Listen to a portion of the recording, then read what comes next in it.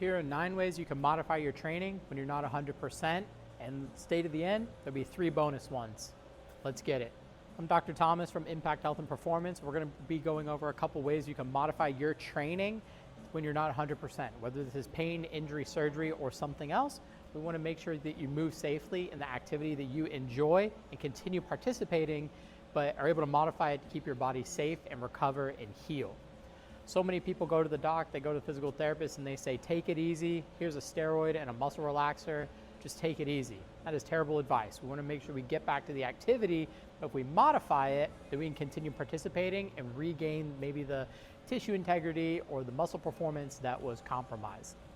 So here at the top, the first thing we can modify is frequency. And there's 3 ways we can modify frequency. The first one is number of times per week. So if you were training 5, 6, 7 days a week, we can kind of reduce that load for the number of times per week, and that would allow us to change the frequency. Next would be number of times per day. This would be if you're doing 2 a day, 3 a days, or doing a strength cardio split. You can of course reduce the number of times in a day that you're training. You can change the endurance, the length, the duration of how you're training. So this is most scalable for something cardio. So biking, running, swimming, we can change the duration of the activity. Moving on to the next big category is intensity. How do we modify intensity? We can change the weight. So we were previously deadlifting 200, 300 pounds. We can reduce the weight. That's going to reduce the demand on our tissues. Up next is going to be sets. So we can change the sets. And with the sets is changing the reps. So if we're previously going for a heavy strength dose, kind of that 80% 1 RM, doing 3 to 4 sets, 6 to 8 reps, things like that, we can always drop our weight, drop our reps, and increase our sets.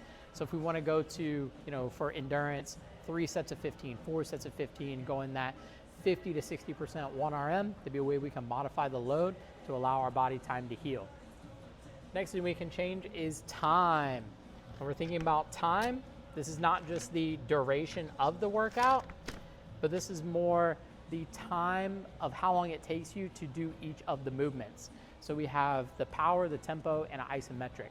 So we think about the power, this means the speed or the velocity or the how we're doing the movement. So if we think about something simple like a bicep curl, okay, if we just do it at a nice steady velocity, are we doing it quickly? Are we doing it slowly or doing an isometric hold? We can vary all of those components with the power, tempo, and time. By tempo, what we mean is pacing. So if you're normally doing, a 2 count down and a 1 count up, well, how about we go for a 10 count down? So we lower the weight and then we go for a 10 count down on a back squat, come back up. That's how we can vary the tempo. Last one is going to be isometrics. So we know that a muscle is strongest halfway through the mid-range, slightly lengthened into the lengthened position. That's where we can maximally load that muscle without compromising the tendons or the muscle tissue itself. So going into like a 90-degree or a power isometric and holding that for 30, 60, 90, 2 minutes in a particular position can be a great way to load a joint, load a muscle, or load a specific area without fatiguing, without causing compromise to the entire situation.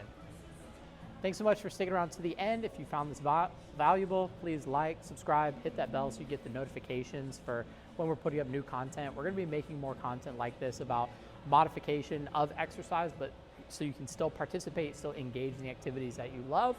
And now we got the 3 bonus items. For the bonus items,